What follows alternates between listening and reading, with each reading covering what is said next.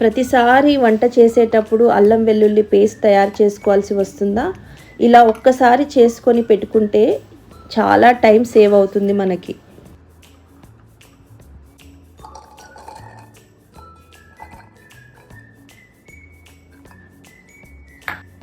అల్లం వెల్లుల్లి పేస్ట్ని ఈక్వల్ క్వాంటిటీస్లో తీసుకొని కొద్దిగా ఉప్పు, వెనిగర్, ఆయిల్ వేసుకొని మెత్తగా పేస్ట్ చేసి పెట్టుకోవాలి.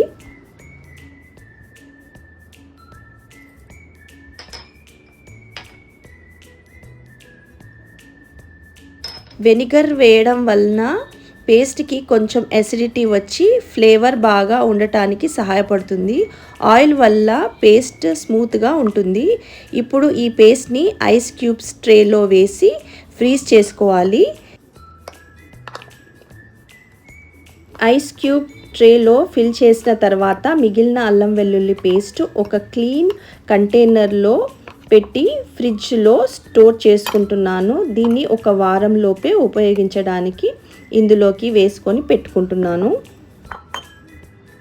ప్రతిరోజు మనం వంట చేసేటప్పుడు కావాల్సినన్ని 1 లేదా 2 క్యూబ్స్ తీసుకొని కర్రీ, చికెన్ లేదా ఏ వంటలోకైనా మనం నేరుగా ఈ క్యూబ్స్ని వాడేయచ్చు.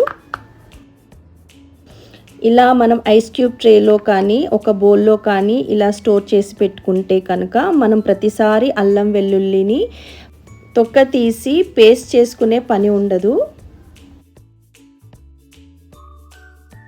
ఈ క్యూబ్స్ని బెస్ట్ క్వాలిటీ కోసం 2 నుంచి 3 నెలల్లోపు ఉపయోగించడం మంచిది.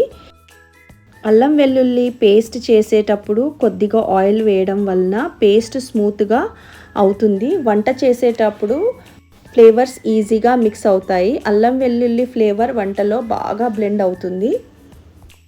క్యూబ్స్ పూర్తిగా ఫ్రీజ్ అయిన తర్వాత ట్రే నుండి తీసి ఎయిర్ టైట్ జిప్లాక్ బ్యాగ్లో వేసి ఫ్రీజర్లో స్టోర్ చేసి పెట్టుకోవాలి.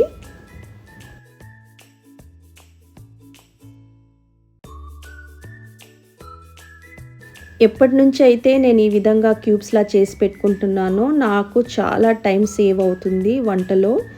సో ఈజీగా కూడా నాకు ఉంటుంది. ప్రతిసారి పేస్ట్ చేసుకోవడం కొంచెం కష్టంగానే ఉంటుంది. సో మీరు కూడా ఈ విధంగా మీ ఇంట్లో పేస్ట్ చేసుకొని ఇలా క్యూబ్స్లా లేదంటే ఒక ఎయిర్ టైట్ కంటైనర్లో వేసుకొని ఫ్రిడ్జ్లో పెట్టుకుంటే మీకు చాలా ఈజీగా. మీరు కూడా నచ్చితే ఈ విధంగా మీ ఇంట్లో చేసుకొని స్టోర్ చేసుకోండి. మళ్ళీ ఇంకొక మంచి రెసిపీతో నేను మీ ముందుకు వస్తాను. అంతవరకు stay healthy, eat healthy, take good care of yourself. Bye అండి.